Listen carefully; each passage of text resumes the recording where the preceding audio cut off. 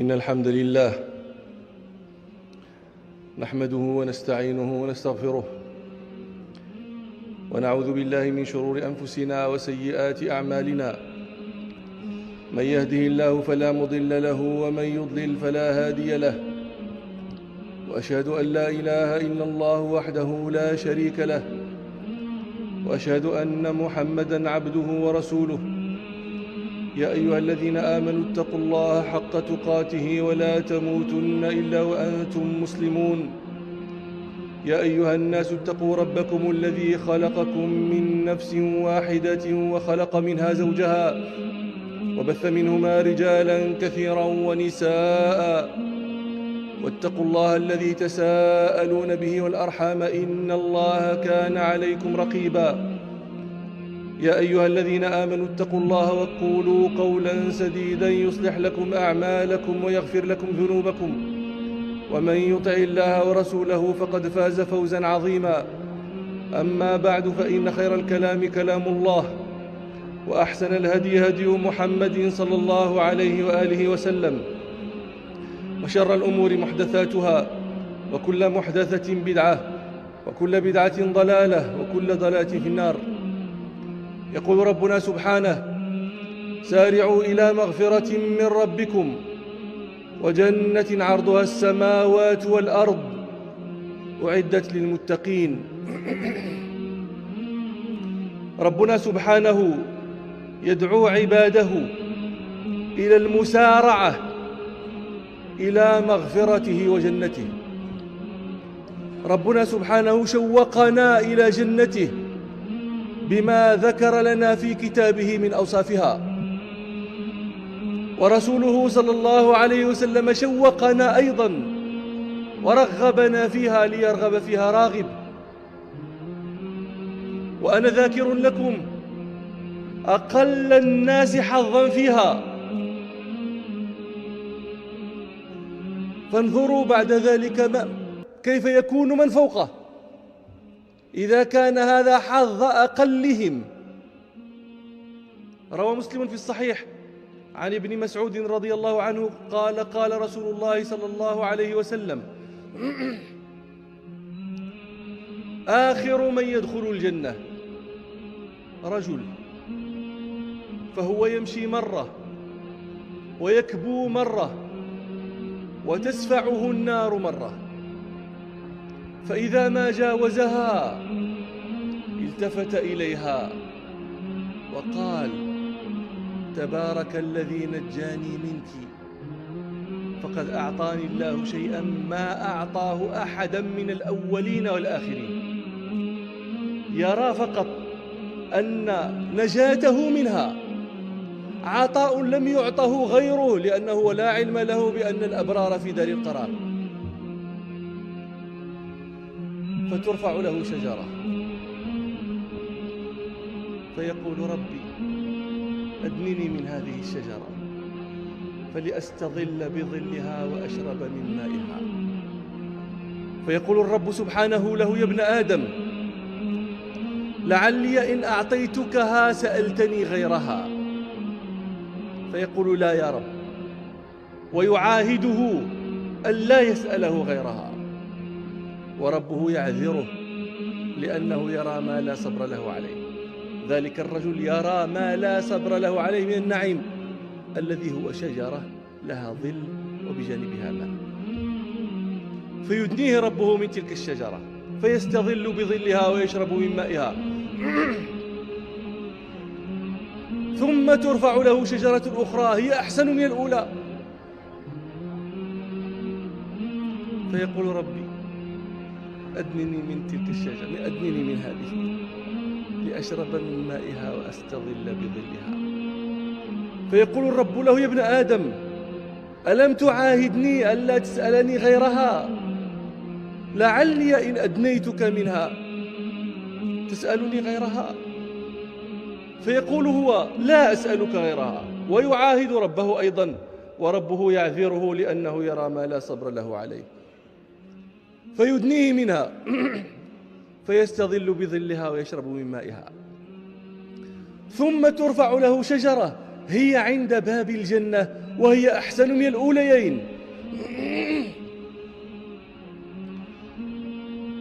فيقول ربي أدنني منها لا أسألك غيرها.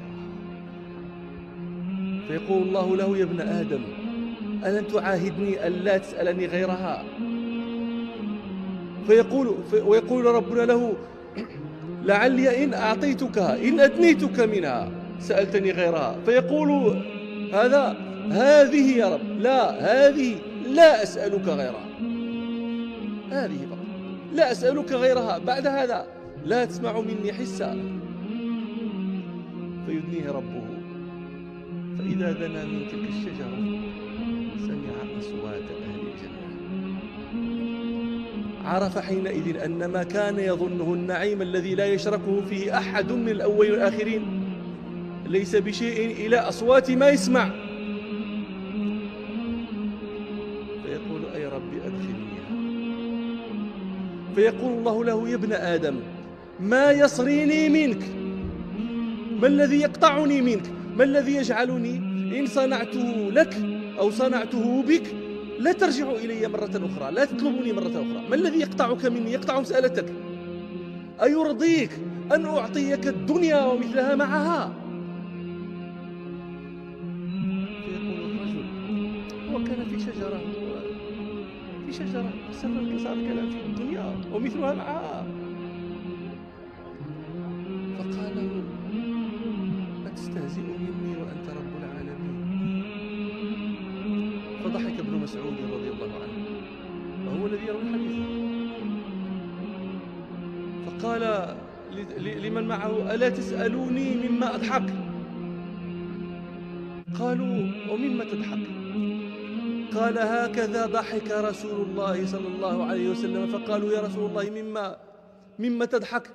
فقال صلى الله عليه وسلم من ضحك رب العالمين لما قال له أتستهزئ مني وأنت رب العالمين؟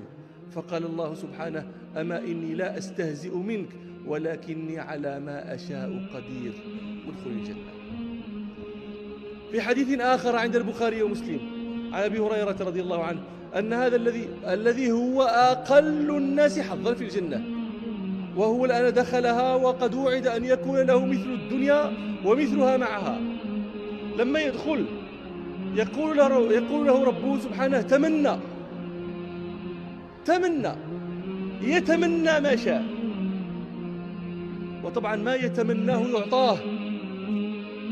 قال صلى الله عليه وسلم حتى إن الله ليذكره، هو يتمنى حتى إذا فرغ يظن أنه تمنى كل شيء، ربه الله سبحانه وتعالى يذكره تمنى كذا، نسيت كذا، تمنى كذا، حتى إذا انقطعت به الأماني يقول الله سبحانه له لك هذا ومثله معه. ومن غريب شأن هذا الإنسان الذي هو آخر من يدخل الجنة أن ربنا يبدل سيئاته حسنات.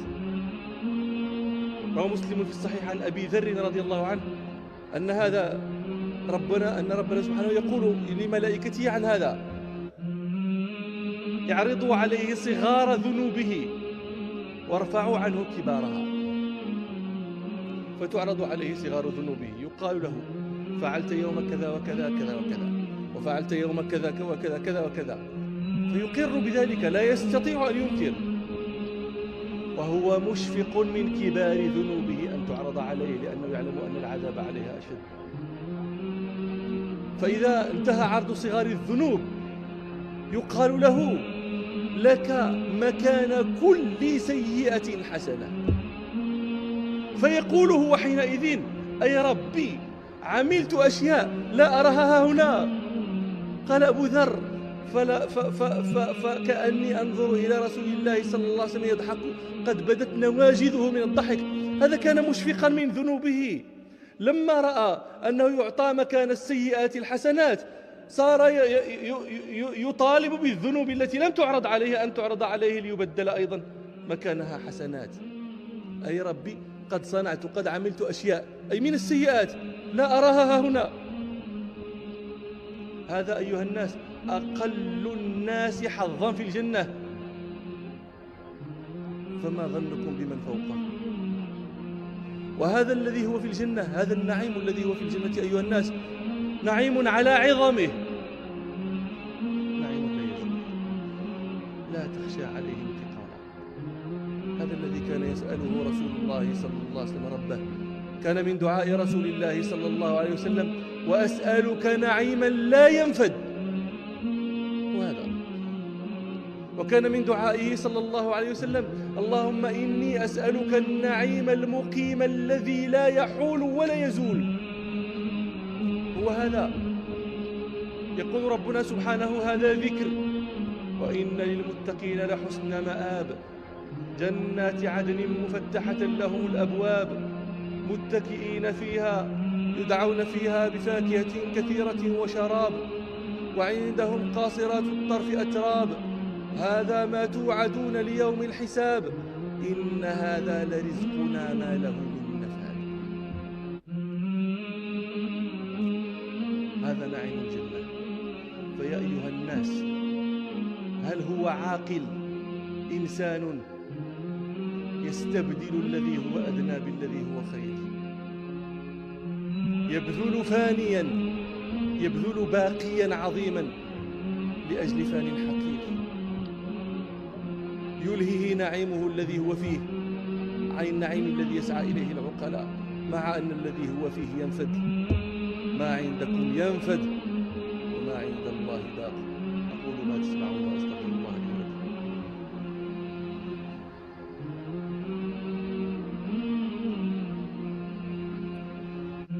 الحمد لله والصلاة والسلام على رسول الله وعلى آله وأصحابه ومن والاه، وبعد. أيها الناس، هل هذا صنع عاقل بنفسه يسمع ما ذكرت لكم؟ وما ذكرت لكم قليل من كثير مما جاء في شريعتنا في وصف هذا النعيم الذي لا يحول ولا يزول. فيلهيه نعيم زائل عن نعيم لا يزول، يلهيه نعيم نافد ينفد عن نعيم لا ينفد، مع أن هذا النعيم الذي يمتعه لا يغني عنه إذا وقع في عذاب الله، إذا لم يقدم نفسه شيئا. يقول ربنا سبحانه: أفرأيت إن متعناهم سنين ثم جاءهم ما كانوا يوعدون ما أغنى عنهم ما كانوا يمتعون. ما الذي يغنيه عنهم؟ الذي كانوا يمتعونها، الذي كانوا فيه من المتاع والنعيم، ما الذي يغنيه عنهم الآن؟ ما الذي ينفعهم الآن؟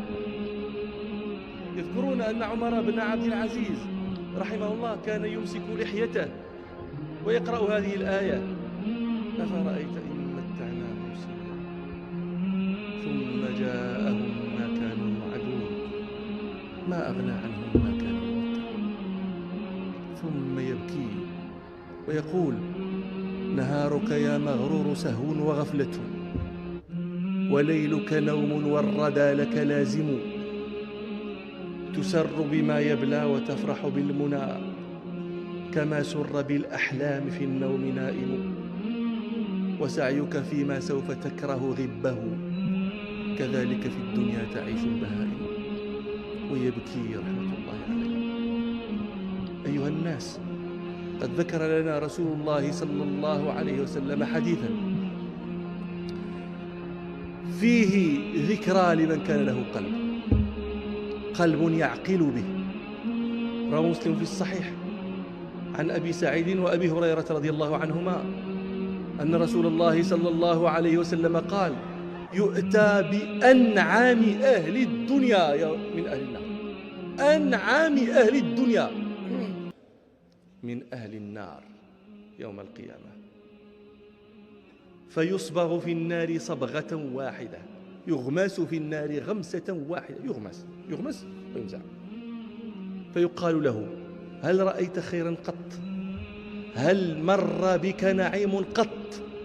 فيقول هو: لا والله يا رب، يحلف وعند نفسه أنه يحلف صادقا، تنسيه تلك الغمسة الواحدة ذلك النعيم الذي كان فيه، وهو أنعام أهل الدنيا.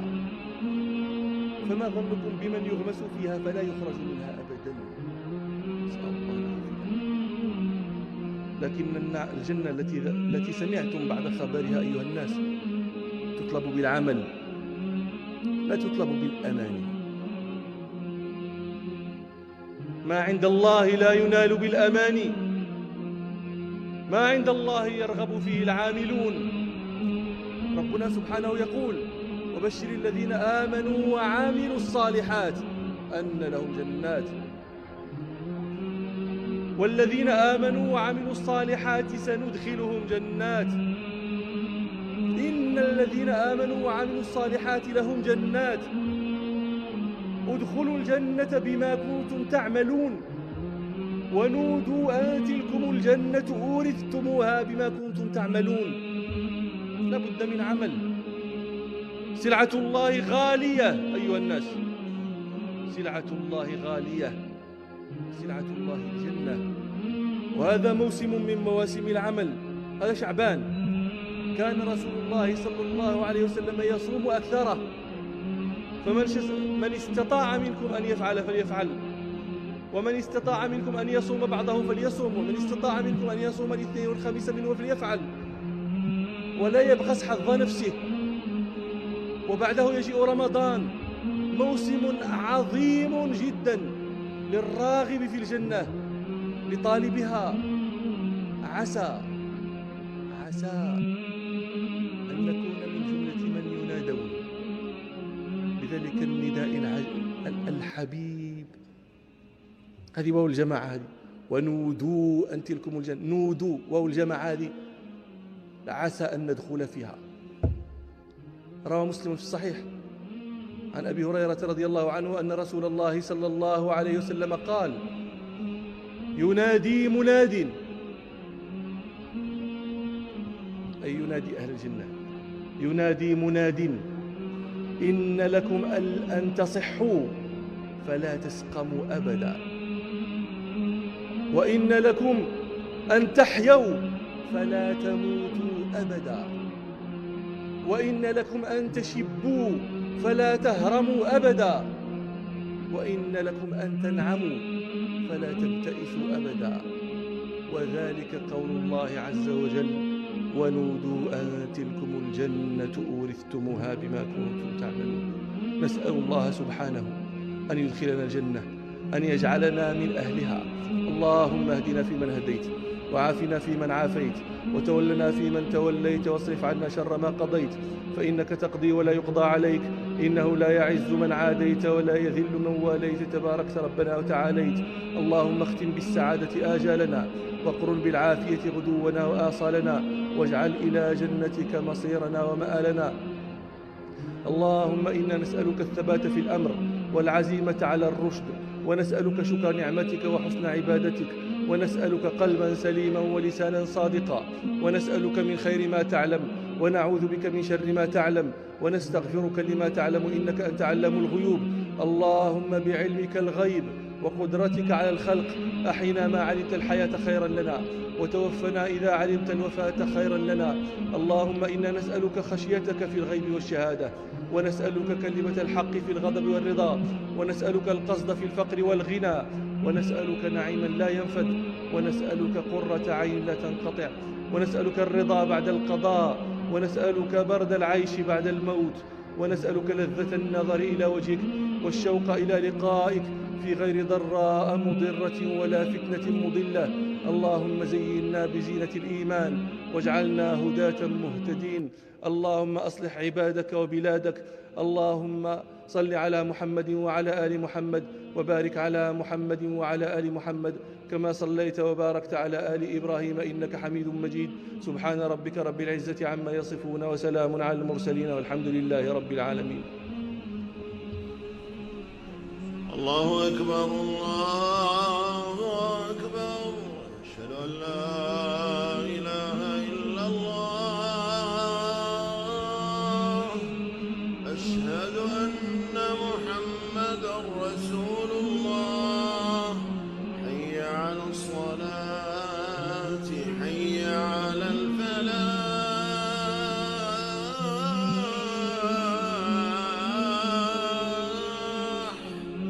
قد قامت الصلاة. الصلاة